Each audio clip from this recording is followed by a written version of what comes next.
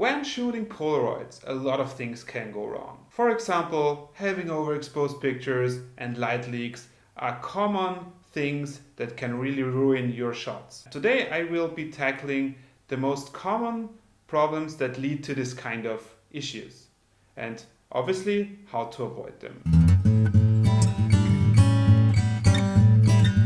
Getting light leaks on your pictures can have various reasons. Some of the reasons can be related to your camera.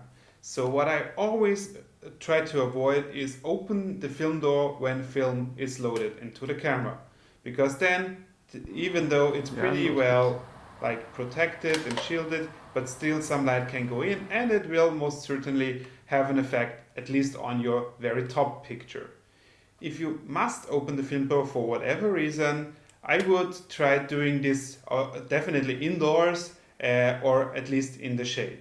Another reason that can lead to light leaks is your camera itself. So the newer models like the plastic Polaroid box type cameras don't really have these kind of issues that much, but with the older models like this SX70 or also the land cameras, you have bellows made of some kind of plastic and the cameras are old, sometimes up to 60 years old.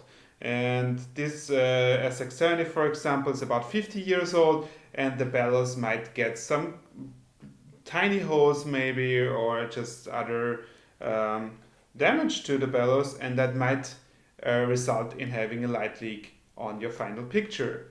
And you can very easily spot this because when the light leak is always in the same spot, then it is very likely that the camera is the reason for your light leak.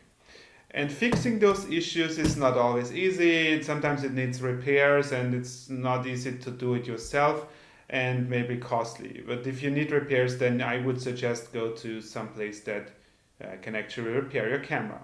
Damage to your photo can also be done by exposing it to sunlight while it's still developing. So let's say you take the picture leaves the camera and the picture gets exposed to sunlight.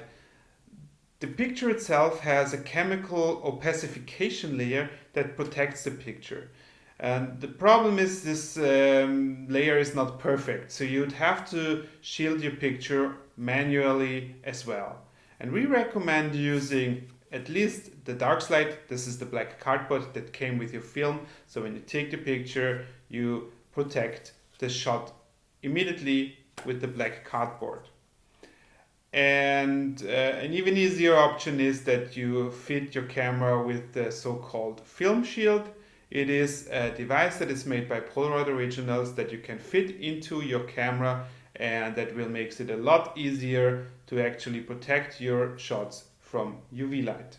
And I've actually made a full video just about how to shield your Polaroids. I will link it in the description and you can also find it here. Another related issue is that by getting overexposed pictures. So not protecting your pictures from the sun can lead to having overexposed shots, less saturated shots, and just a lack of contrast. So it's always important to shield your Polaroids for at least the first 3 minutes from sunlight. So that's what we recommend. After the 3 minutes, then you can just peek at your picture, take a look at it, see how it's developing, if everything is in order, and then just securely stow it away for the full development time, which is about 30 minutes. And you can just peek at the picture from time to time, that's totally fine, but I would never develop or have the picture develop out in the open. Another reason that can lead to overexposed pictures is that the actual film that Polaroid Originals made for example, the 600 cameras, is a little bit faster than what the camera needs. So the camera is made obviously for 600 ISO ASA film. And the production runs that Polaroid usually makes are a little bit faster, let's say 640 ASA. It really depends on the batch. So I will almost always correct for that at least. So what I will do is I will move the exposure correction towards the black arrow to just stop down the pictures a little bit and to get better contrast and better yeah, just better contrast and better darks. So especially on a sunny day, I will always correct the exposure and move the lever towards the black arrow.